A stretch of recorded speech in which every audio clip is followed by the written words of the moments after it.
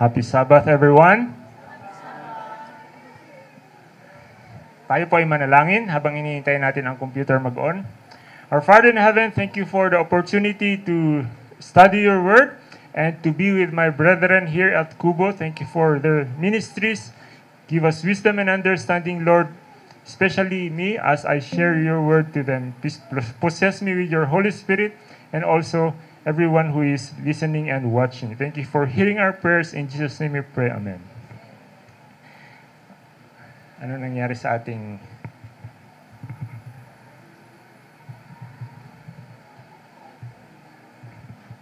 Okay.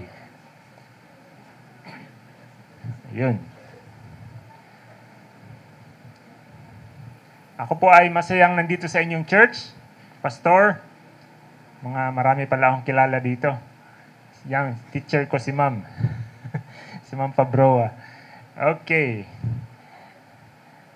Ang iniisip ko po sanang topic ngayong umaga ay how to study the Bible. Kaya lang, parang may bumubulong sa isip ko, Ma'am. Parang sabi mo na yata, yun sa Kubo. So sinerch ko sa YouTube. Nandun nga. April 12, how to study the Bible, Kubo. So I changed topic po. Ang ating pag-aaral sandali lang po. Ang ating pong tatalakayin ngayong umaga ay tungkol sa close of probation. Kaya po ang ating verse ay, hintayin natin, paano ba ito lalabas?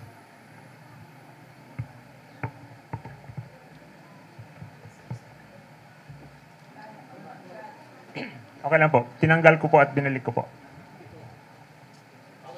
Ay, okay. Namamatay. Kailangan natin ng kapangyarihan. Yan. Ito pong laptop mismo ay object lesson. Para tayong ganto. Pag hindi tayo nakakonect dun sa source of life, tayo ay malulubat balang araw. Okay. Subukan, dali lang po, nag-off kasi. Ang aking laptop ay, poor man laptop. Anyway po, sa Revelation 22:11 po, ang nakalagay doon ay, let the righteous be righteous,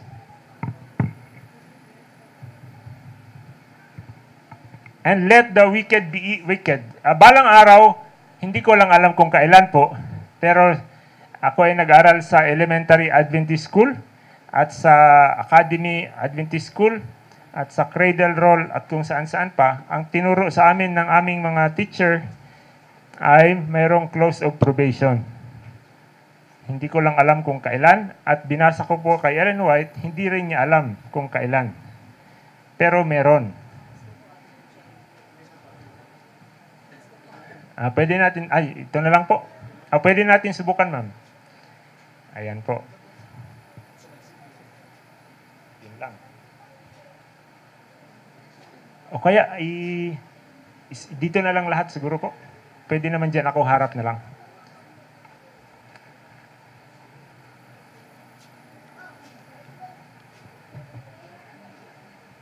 Sige, basta. Okay. Itong mga computer teacher, hindi marunong mag-computer. Ganyan talaga ang computer, mga kapatid. Hindi maasahan. Kasi, ang kinopya ng computer ay yung tao. Yung tao ay hindi rin maasahan. Ang sabi sa Bible, woe is he who put their trust in man. Ibig sabihin, ang tao ay hindi maasahan. Tayo ay hindi maasahan. So, nung gumawa ang mga computer science ng computer, kinopya nila yung tao. Siyempre, hindi rin maasahan yung computer. Kasi kinopya ng AI yung tao. Pero, ang sabi naman ng Diyos ay, He will not leave Himself without witness. Hindi ko lang may alala kung saang verse. Okay. So mga kapatid, meron itong table of contents. By the way, ang binabasa ko po mga kapatid ay last day events. Kasi nandito yung close of probation na chapter. Ito ay last day events is the publication of the E.G. White Estate. And dinownload ko lang ito kaninang umaga. And bakit tayo nag-preach galing kay Ellen G. White? Kasi sa fundamental beliefs, dalawang reference lang ang nakita ko na may authority or authoritative. Dun sa number 1, the Holy Scriptures are authoritative revealer of doctrines. Number 1. Dun sa Spirit of Prophecy, Gift of Prophecy na fundamental beliefs, Ellen G. White has prophetic authority. Meron pang isang authority dun sa gitna, yung church has the authority na mag-aral. Yan. Pero kung references, yung nakasulat, yung yung Bible and yung Ellen G. White writings. And naalala ko lang habang nagmumotor ako mga kapatid, saan galing ang authority ng General Conference in session? Kasi sabi dito sa Last Day Events, sa God's Last Day Church na chapter, the General Conference in session is like the voice of God. Ay summarized. Pag lahat daw ng representative ng buong Seventh-day Adventist Church ay nag-ipon sa in session, those votes should be respected. Sabi ni Ellen White. Kaya inimbestigahan ko lahat ng minutes nila, ma'am. Lahat ng minutes ng GC ay nandun sa GC Archives na website. Maliban dun, sir, dun sa mga minutes na nag-away sila masyado, ayaw nilang ilagay. May mga panahon na tinanggal nila dun yung minutes nila kasi nakakahiyang ilagay, hindi ko alam kung anong pinag-aawayan nila masyado. Anyway, yung minutes na pinapublish nila ay nandun. So, mababasa ng lahat ng tao yun kasi we are transparent church. Okay lang po yan. Itong laptop namin ay mabilis magpahinga. Pag hindi natin hinawakan, pinamamatay. Okay, so I am teaching from Ellen G. White writings. Ang isa pa pong reason kung ba't gusto ko magbasa from Ellen White writings, he is the number 1 author I know who has quoted the most, or who has used the most Bible verses. Alam niyo kung ilang Bible verses ang ginamit ni Ellen White sa lahat ng kanyang writing? Binilang ko mga kapatid. Paano ko binilang? Meron dyan sa library at saka sa online, tinatawag na Ellen G. White Comprehensive Scripture E.G. White ECSI. Ellen G. White Comprehensive Scripture Index. Nakalagay doon lahat ng Bible verse at quotations, passages ni Ellen White na nagre-refer doon sa Bible verse, sir. At binilang ko kung ilang Bible verse. Hindi yan paulit-ulit, yung John 3:16 at saka yung Remember the Sabbath Day na inulit-ulit. Isang count lang yun. Ang John 3:16 ay isang count. Ang Exodus 28, isang count lang. Binilang ko lahat ng reference niya na ginamit na Bible passages sa lahat ng Ellen G. White writings. Ilan ang natagpuan ko? 16,000 verses ang ginamit ni Ellen White sa buong Bible. Ilan ang verse ng Bible? 31,000 lang. So, kalahati ng Bible, ginamit ni Ellen G. White sa kanyang writings. Ilan ba ang nagamit natin sa writing natin? Siguro 100 lang na verse. Si Ellen White, mga kapatid, I have never seen an author more biblical than Ellen White. She quoted, hindi pala quoted, she used, kasi ang quoted yung may quotes eh. She used, meaning nag-allude siya, o kinento niya yung pareho nandun sa Bible, 16,000 plus Bible verses. Yan. And naisip ko rin mga kapatid, nung nagbumotor ako, saan galing yung authority na yung GC in session should be respected? Sino nagsabi? Si Ellen White. So, ibig sabihin ang authority ng GC session ay galing kay Ellen White. Pero gusto natin isipin, lahat ng bagay ay galing sa Bible. Di po ba? Di ba? Kasi nung sa Acts, nagkaroon sila ng General Conference session ng committee na pinagbobotohan nila kung anong gagawin nila dun sa mga pagtutuli. Okay. Tapos ang sabi dun sa Bible, those who were prophets among them encouraged. Ibig sabihin, sa votes ng church ay may input yung mga propeta kahit nung Bible times. Kaya ngayon, pag may didiscuss sila sa GC session at hindi sila magkaintindihan, tinatanong nila sa Ellen White, ano bang sabi ng Diyos?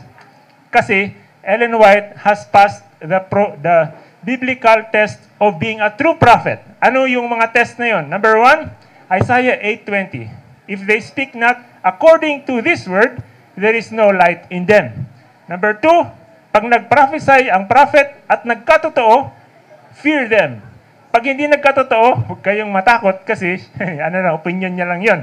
Number 3, by their fruits you shall know them. Diba? Kaya tayo nasa bundok kasi sabi ni Ellen White, dun tayo sa bundok. Nandito tayo sa kubo. Number 4, may number 4 pa, ma'am, hindi ko maalala. Oh, if they confess that Jesus is God, is Christ, Jesus Christ is Lord. Okay. If they don't, false prophet daw yan. Okay, so Bible lahat. Ang authority ni Ellen White kasi tinest siya according to the Bible. Sabi ni Ellen White, believe the GC in session. Pero pag annual council daw, hindi daw.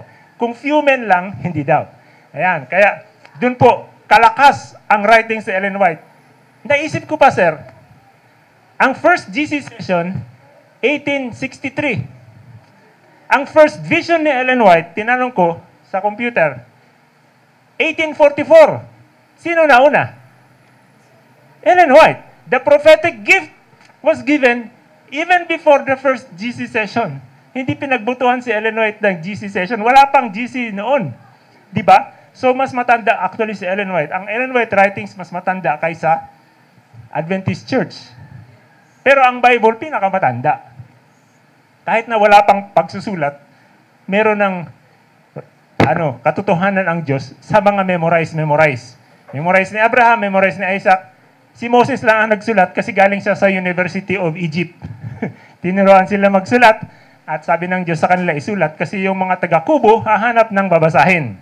Okay po. So sa last day events, ang ating topic mga kapatid ngayong umaga ay the close of probation. I want to summarize, someday in the future, after the mark of the beast and the sealing, there will be close of probation, and after a short time, second coming. Di ba po? After short time, sabi ni Ellen White, after a short time, between the close of probation, will be the second coming. Akala natin, yung second coming ang pass the paper. Hindi. Yung second coming ang graduation. Ang pass the paper, ma'am, ay close of probation. Kailan kayo mag-pass the paper? Pag graduation na? Alam nga naman, pag graduation, pasa mo yung homework dun sa, sa PIC. Hindi ganun ang pag-aaral. Mag-pass the paper ka sa final exam, pero after few weeks, andyan ang graduation. Mabuti na lang, short lang daw yung close of probation kasi galit na galit si Satanas doon. Okay. So, itong may mga chapter po ito dito sa table of contents. That is the summary of our topic. Nasaan yung ating table of contents? Ayan. Pindutin natin dito sa side. And nandito siya sa may dulo. Pag binasa natin mga kapatid paatras, ito, the inheritance of the saints. Ito, sa langit. Ang sunod, bago nun, Christ's return. Bago nun, the 7 last plagues and the righteous. The great time of trouble. Uy, maraming trouble. If you think you have trouble now, you will have trouble later. Sabi ni Ellen White, yung hindi daw sanay sa trouble, ay hindi daw natatagpuan dun sa path na kumikitid ng kumikitid. Kasi dun sa kumikitid ng kumikitid, sabi ni Ellen White, little by little, human support, hanggang wala na tayong human support, hindi gumagana ang ATM, Ma'am Ami, hindi gumagana ang internet, hindi gumagana ang kuryente, pero habang nawawala ang human support, ang support galing sa Diyos, yung tali na hinahawakan ng mga travelers paakyat, palaki ng palaki. Dati maliit lang yun, kasi marami ka pang pera. Umaandar pa yung kotse natin. Pero pag hindi na umaandar yung internet at yung kuryente at wala rin tubig, nako, lumalaki yung ating pananampalataya sa Diyos kasi umaasa tayo sa Diyos. Lumalaki daw yung tali. Kasi mas lumalaki ang ating faith sa Diyos kaysa sa ating faith sa mga tao. And in chapter 11 ba ito? Hindi ko man nakakabasa. The 7 last plagues and the wicked. Kasi sa panahon ng Egypt, yung mga plagues, yung Israelites exempted. Kaya iba yung chapter sa righteous at iba yung chapter sa wicked. Kasi may mga plagues na sa wicked lang and exempted sa yung plagues, yung righteous sa plagues. Parang yung ibang plagues sa Egypt, exempted ang mga taga-Goshen kaysa sa sa metropolitan of Egypt. Yan. And the close of probation. Pero before ng plagues ay ang close of probation. Masyadong impatient yung laptop ko. And before niyan, the seal of God. The loud cry, ito yung mahihilig mag-voice of youth sa loud cry. Yan, the latter rain, the shaking, etc. Ano ito? Satan's last day deception. Lahat ng kasinungalingan ni Satan. Immortality of the soul and fake revivals, music, etc. Bad music. Okay. Nandyan, pero dito tayo titingin mga kapatid. Itong seal of God, yan yung pagsunod. Paano natin malalaman sino ang remnant at hindi? Revelation 12:17. Here is the patience of the saints, they that keep the commandments of God. Okay. So, ang seal of God ay ang Sabbath, ang pagsunod. Yan. Tapos dito tayo sa close of probation. Yan. Dito tayo sa close of probation, mga kapatid. Yan. Kailan ang close of probation? No one knows. Okay, so pag sinabi ni Sir Pasamba, ang close of probation ay ganito, wag na kayong maniwala sa akin. Unfriend yun na ako. Kasi ang sinasabi ko ay walang kwenta. Ang mahalaga ay yung nakasulat. Di ba mga kapatid? May kwenta lang ako pagsalita dito kung ang sinasabi ko ay yung nakasulat. Kung ang sinasabi ko lang ay kung ano-ano, humanap na lang kayo, basahin nyo na lang diretso dito o kaya i-download nyo na lang doon. Di ba? Yan, wala tayong kwenta. Ang messenger, ang kwenta ng messenger ay yung message, hindi yung messenger. Okay, di ba? Kayo rin, wala rin kayong kwenta kung hindi tayo sumusunod at bumabasa. Di ba? Lahat tayo walang kwenta, kundi ang salita ng Diyos ang may kwenta. Okay, na-understand natin? Pag lumihiwalay tayo sa salita ng Diyos, nawawalan tayo ng kwenta. Right? Oh. Okay. Pag ang computer hindi sumusunod sa may-ari, walang kwenta ang computer. Pero ako yung naggagawa ng instruction, programmer.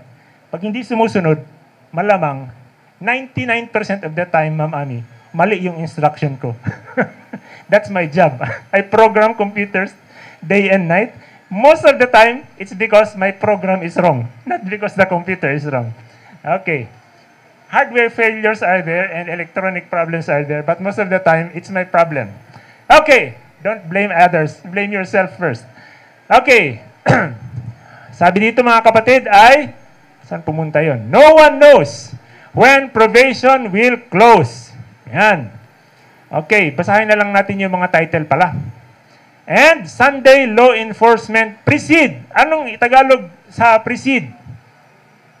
Nauna. Ang sabi ni Ma'am Ami, bago. Parang bago. Before. Yeah? So mag-Sunday law, ito at least alam natin kung kailan. Hindi lang natin alam kung kailan nila i-implement. Mayroon tayong parang road, ang tawag dun, yung nakikita mo sa daan. Road sign o kaya, basta may tayo. Mayroon tayong makikita. So pag sabi na sila, bawal magtrabaho pag linggo. Pag Sabado, Pag Sabado, bawal magsimba. Pag linggo, dapat lahat magsimba.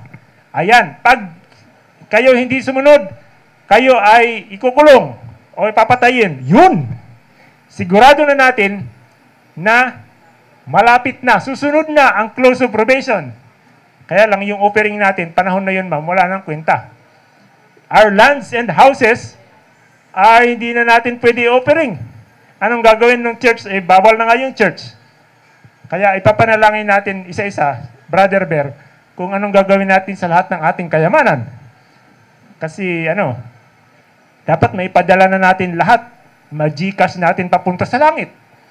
Para pagdating natin dun, nandun, ginto na. Di ba? Lay not your treasure in earth where moth and rust and thieves steal, but lay your treasure in heaven. Sabi ni Ellen White, kanya-kanyang panalangin yan kung anong gagawin natin sa mga sobrang lupa Sobra lang naman. Yung walang bahay, walang problema. Yung walang lupa, walang problema. Yung sobra-sobra ang bahay at lupa, yun ang marami rin silang ano. Okay. Next. Next subtopic. Probation closes when the sealing is finished. Okay. Ang kailan ang sealing? Parang ngayon na yata yung sealing eh. Kasi people are being sealed. Okay. Hindi ko lang sure. Pero probation closes when the sealing is finished. Sabi ni Jesus, it is done. Okay. Then, okay, ito. Mga kapatid, ang sabi dito, I saw angels hurrying to and fro to heaven, an angel with a writer's inkhorn. Then I saw Jesus who had been ministering. I will touch the mouse because para hindi mag-time out. Ay, teka lang mga kapatid. Yan, meron pala akong mouse. Okay. Then I saw Jesus who had been ministering before the ark. Si Jesus ay nasa loob ng most holy place. Containing the 10 commandments. Nasa most holy place nga siya. Throw down the censer. He raised his hands, dalawa. And with the loud voice, it is done. Sabi niya, tapos na.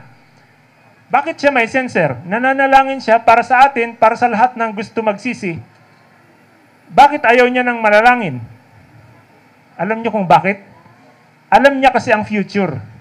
Alam niya, yung mga nagsisisi, yung mga gusto magsisi, in the future, ang tawag dito mga kapatid,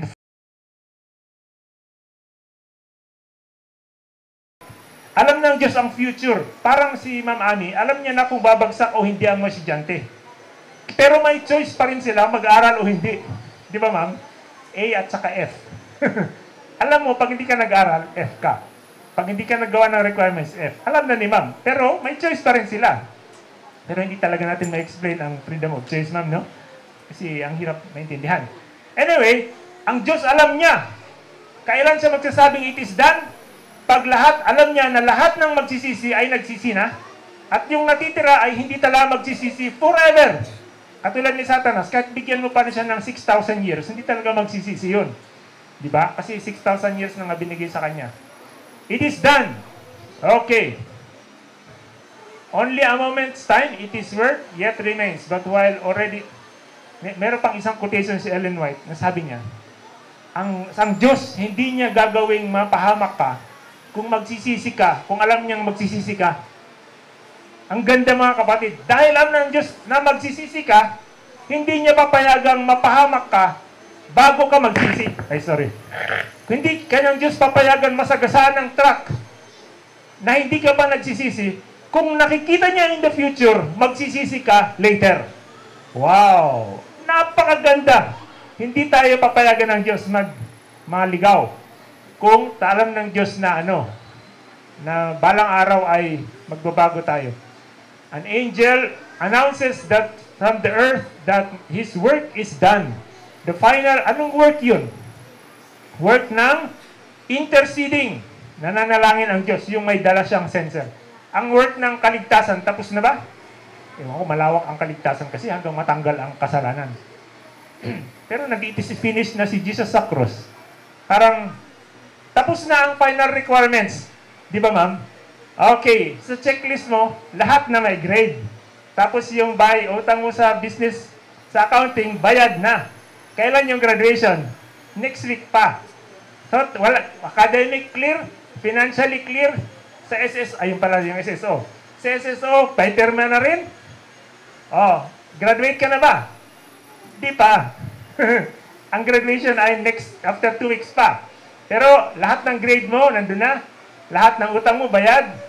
Ang SSO, wala ka ng problema. Therefore, pwede nang sabihin, close of probation ka na. Pwede nang i-close. The seal of the living God and the sanctuary above. He lifts his hand. Yan, it is done. Okay, next. Probation will end suddenly, unexpectedly. Yan. Ano pa pong nandito? Parang yung panahon ng flood. Oh! Di ba biglang nagsarado yung door ng ark? Ni kahit si Noah, nakalimutan niyang lagyan ng susi yung door ng ark. Nasaraduhan na ba kayo yung sakyan niyo yung susi na sa loob? Maalala niyo yung panahon ni Noah ark. Hindi niya mabuksan yung kanyang sarili sa loob ng... Pero nasa loob siya, ma'am. Yung kotse kasi nasa labas ka. Nasa labas ka ng kotse mo. Okay, so nandyan na ang panahon. Next, human activity after probation close. Di nila alam. Pareho pa rin. Nanonood pa rin sila ng masasamang bagay sa internet at nag-buy and sell pa rin sila sa Lazada at sa Shopee. Hindi niya alam. Ayan, planting, building, eating, and drinking, unconscious that the final irrevocable decision has been pronounced in the sanctuary above. Dalawang close of probation. Pag nasagasaan ka ng truck or namatay ka sa katandaan or sa cancer, close na yung probation mo. Natin. Pero, balang araw, yung mga natitirang buhay ay pagkatapos ng Sunday Law, merong close of probation. Pag na-implement na pala yung Sunday Law. So, hindi nalalaman ng mga tao kung kailan. Lalo na yung mga hindi nagtitingin ng signs of the times. Unbelief and forbidden pleasures. Yan yung sinasabi ko na nanonood pa ng masasamang bagay. Skepticism. Hindi nila pinapaniwalaan ng Bible.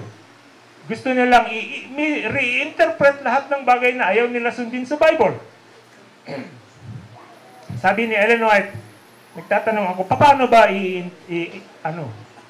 babasahin ng Bible? Nabasa ko, sabi ni Ellen White, pag merong symbol or figure of speech, ano yan? Interpret natin. Hanap ka ng interpretation. Pero pag plain, thus saith the Lord, remember the Sabbath day, huwag mo sabihin yung Sabbath ay rest. Rest yun, pero huwag mong tanggalin yung ibig sabihin ng Sabbath. Lahat ng utos sa Biblia ay walang sign, walang symbol, at saka walang diretsyo yun. Interpret diretsyo. Okay. Next. Akala nila mas dadami pa yung kanilang pera, etc., etc. Bakit? Parang nung panahon ng Noah's Ark. Di ba? They ate and drank, married and given marriage. Hindi naman masama ang pag-inom at wag lang nakakalimutan natin ang Diyos. Yan.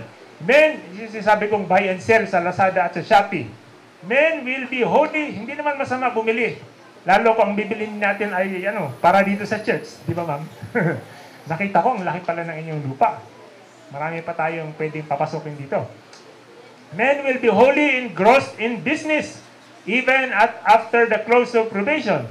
Religious leaders will be full of optimism. Masaya pa rin sila sa kanilang mga pambubula. Kada nila pwede nilang pag-isahin lahat ng religion.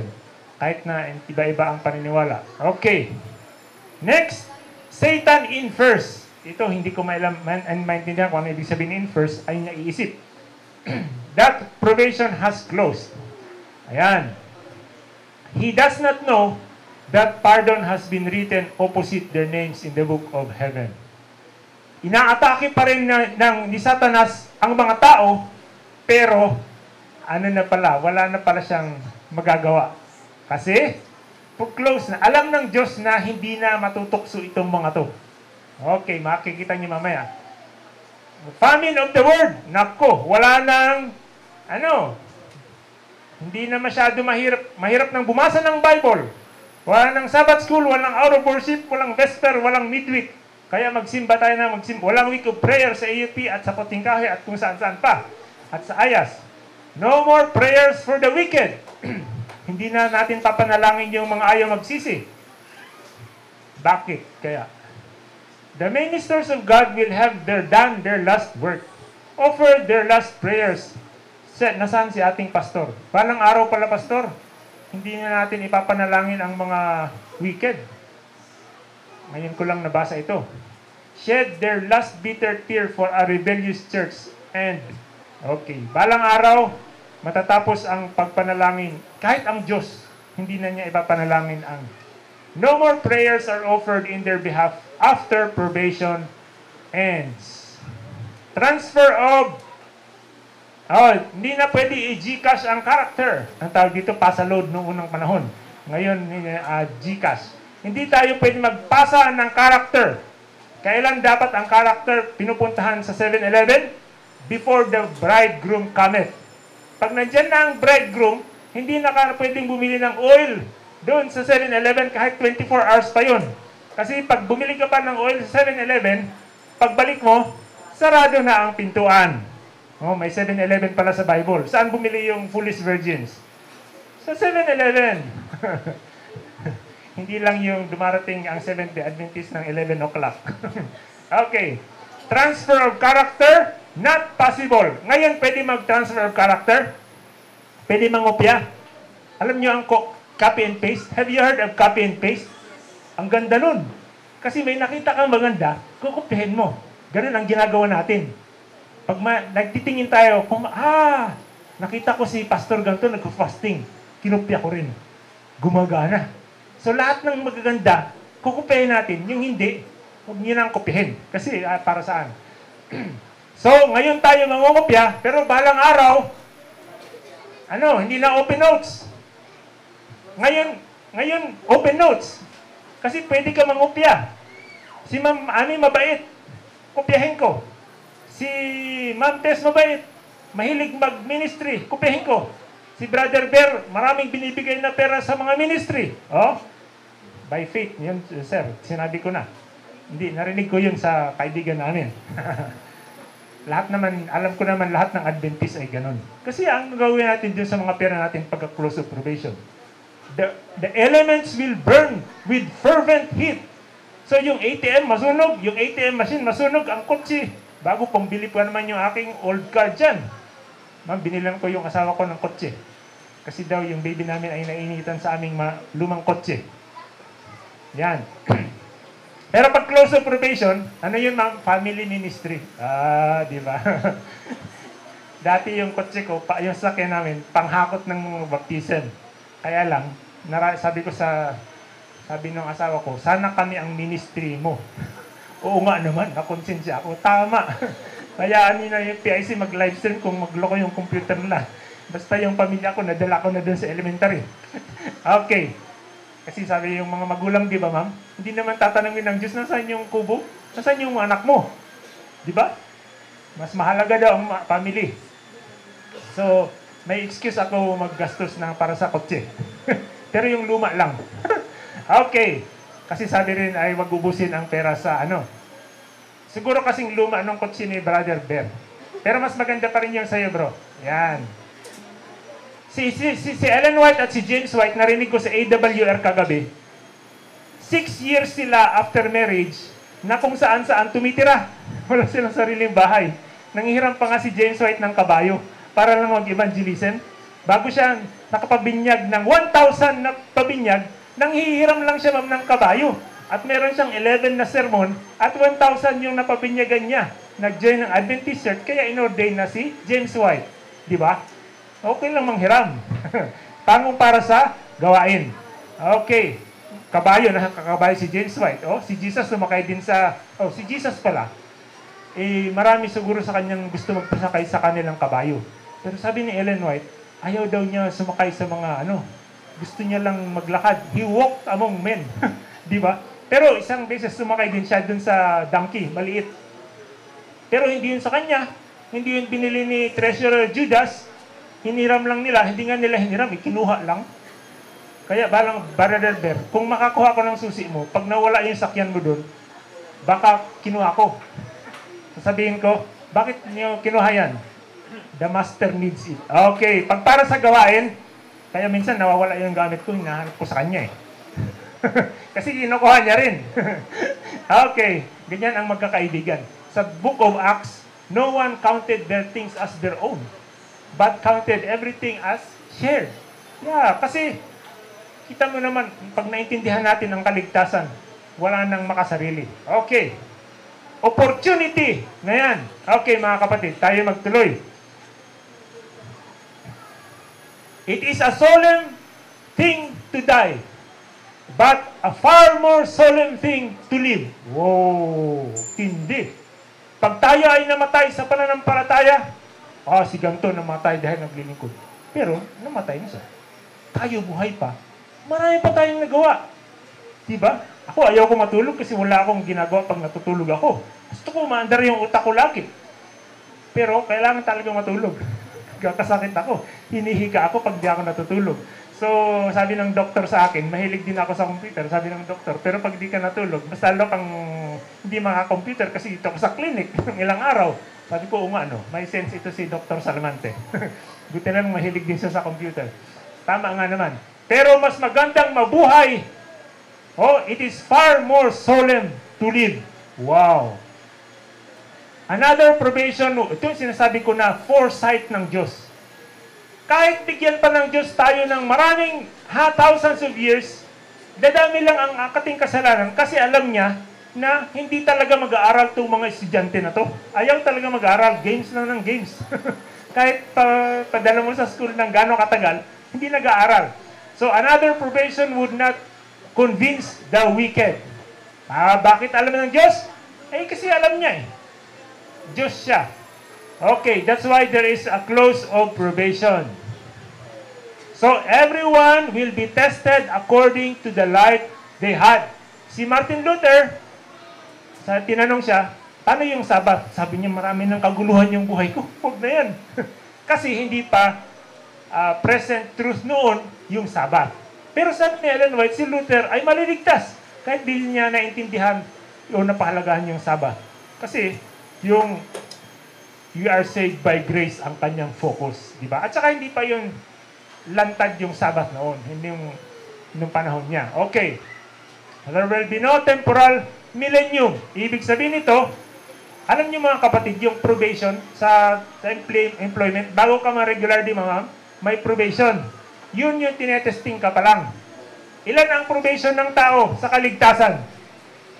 Ngayon lang.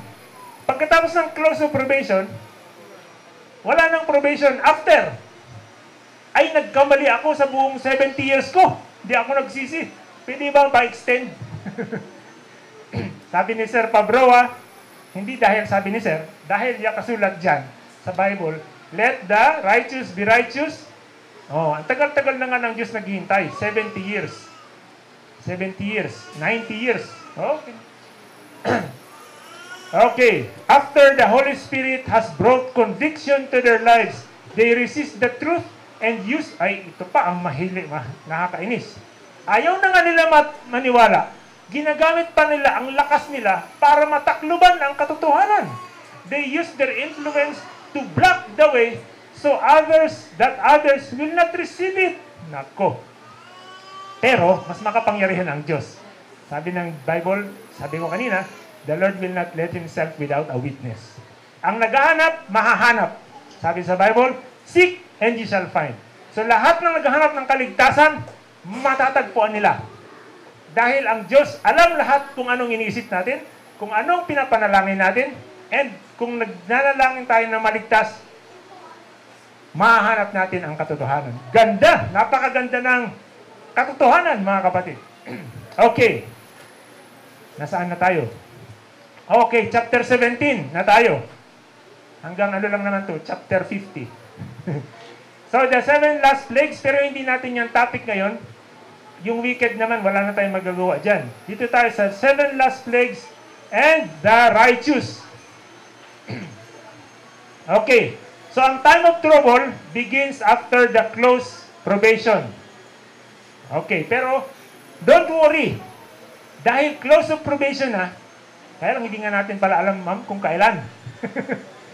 So, walang problema pagka-close of probation kasi yung righteous, hindi na yun mag-error. Hindi na magkakasala. Kasi nga close of probation, sealed na sila. Kaya lang ang problema, hindi natin alam kung kailan. Kaya hindi natin alam kung close na. Okay, anyway, anong characteristics? Great time of trouble begins after probation's close. Pero hindi tayo nagmamalaki na, hindi na ako magkakasala. Bakit? Kasi ang si Satanas nandyan. Habang nandyan si Satanas, may tukso. At habang may tukso, may struggle. And habang may struggle, takot tayo magkasala. Hindi ibig sabihin na wala na ang Diyos. God's people are prepared. Nag-aral sila.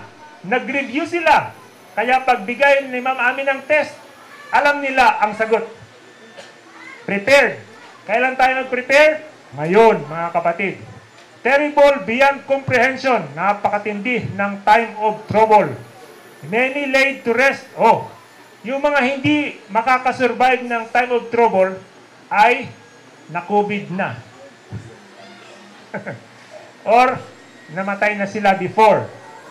Okay. Kaya minsan, sabi ni Ellen White, huwag kayong manalangin na gagaling pa kayo. Kasi pag hindi ko yan gumaling, sa time of trouble, napakalaking problema. Okay, Englishin ko kasi baka ma-misinterpret ko.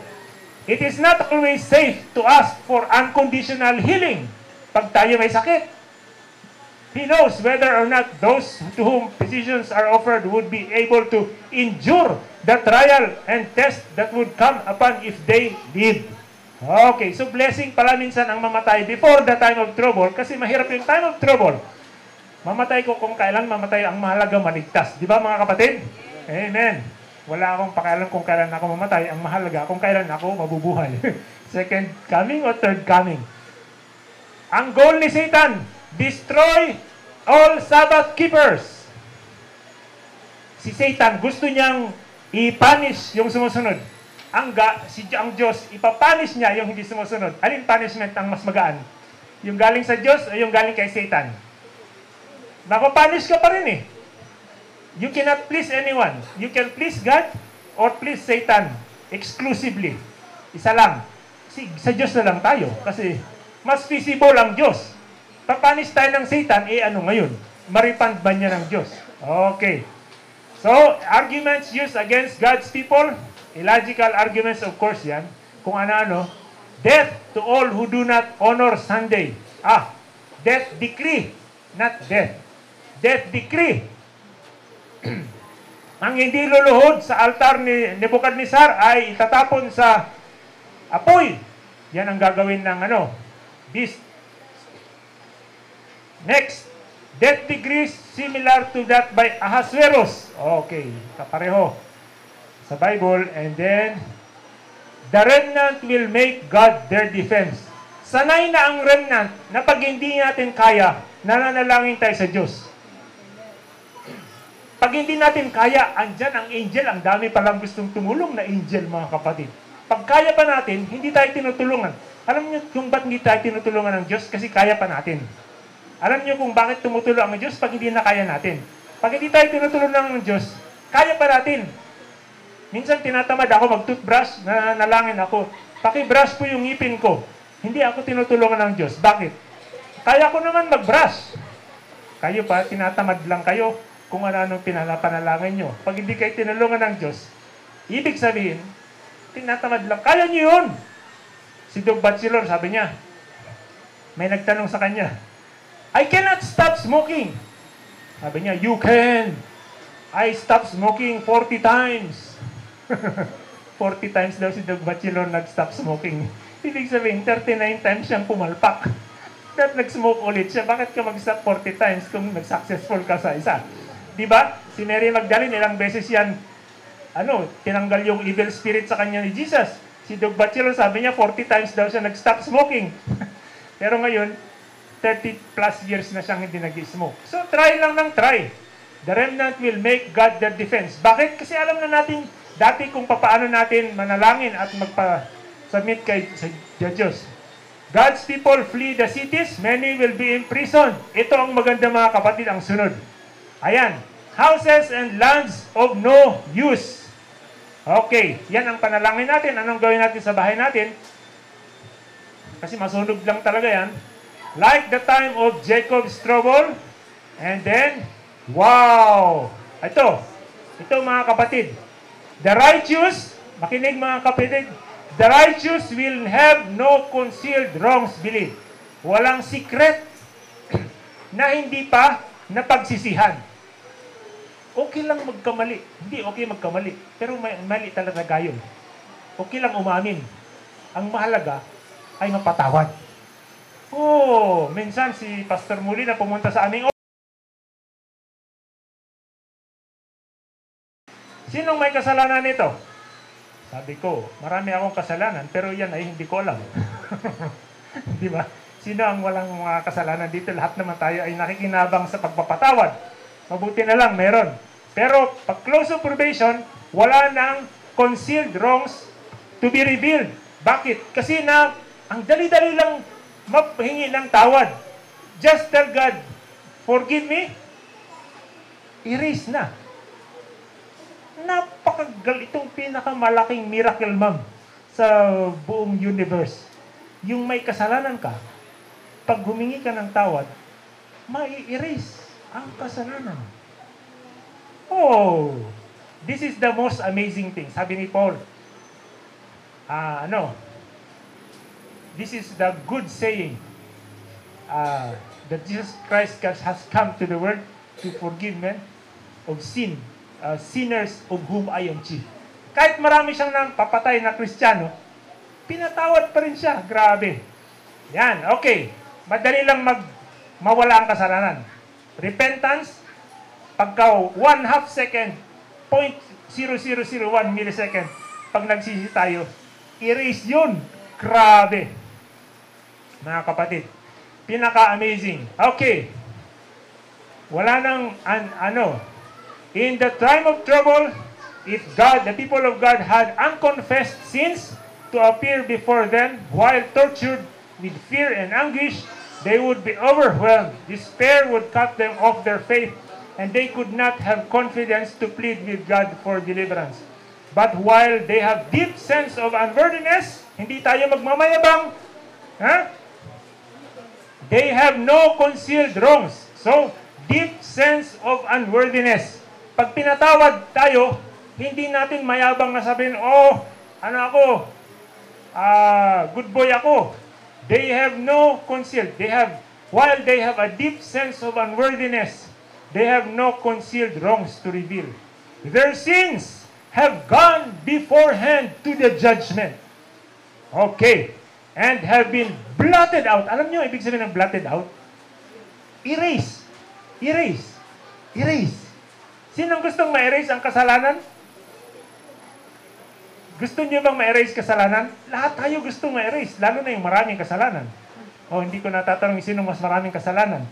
Sabi ni Paul, yung mas matanda, mas maraming kasalanan.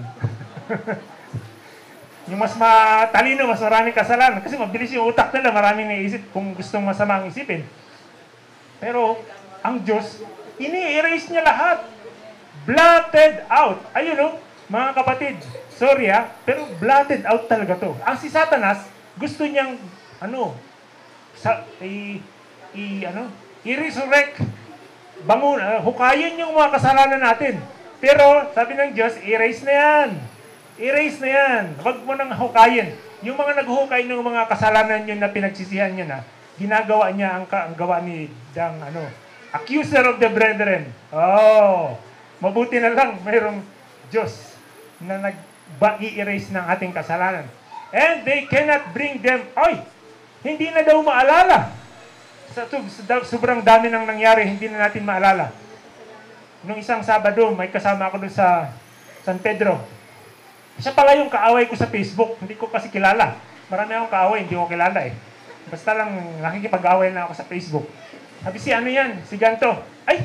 Ikaw pala yun, sir. Ang bait mo pala sa personal. Ano na nga bang pinag-aaway? Sabi ko, hindi kita nakikita sa Facebook kasi blinak kita. Kasi may pinag-aawayan tayo. Ano na nga bang pinag-aawayan natin nun? Sabi nga, hindi ko niya rin maalala Siya hindi niya maalala. Hindi ko rin maalala kung ano pinag-aawayan natin. Pero blinak ko sa Facebook. Dahil ang binablock ko lang naman yung sobrang away Yung iba, hindi ko masyado binablock. Hindi ko lang pinapansin. Siya, blinak ko talaga siya. Tapos nakatabi ko siya. Ang tagal-tagal namin magkatabi. Hindi ko alam pangalan. Siya pala yun. Yung pala, abogado. Okay. Hindi naman siya abogado, pero nasa legal profession siya. Okay, napatawad na. And God will have a deep sense of their shortcomings. As they review their lives, their hopes will sink. But remembering God's goodness, greatness of God's mercy, their own sincere repentance, they will plead His promises made through Christ to helpless, repenting sinners. The faith will not fail because their prayers are not immediately answered. Hindi ibig sabihin na hindi sagutin ang Diyos ay hindi siya sumasagot. May immediately dyan. Ibig sabihin minsan may wait. They will lay hold of the strength of God as Jacob laid hold of the angel, and the language of their souls will be, I will not let thee go except thou bless me. Wow! Oy, mga kapatid, huwag kayong mamroblema.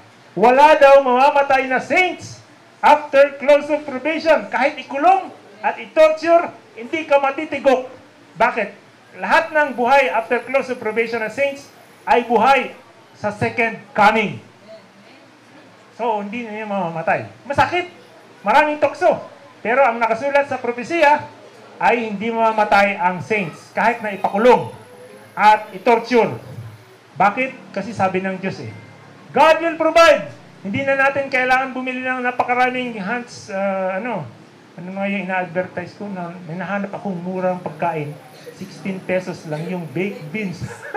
Mas mura pa kaysa sa dun sa puting kahoy na kainan. Baked beans, hindi yun nabubulok. Kahit na 2 years mong ilagay. Pero, hindi yun ang solusyon. Ang solusyon ay magsisi. Kasi katulad ni Elijah, nung nagtago siya sa Brook Cherith, ang naghatid sa iyo ng baked beans ni Elijah ay uwak. Ang uwak ay unclean.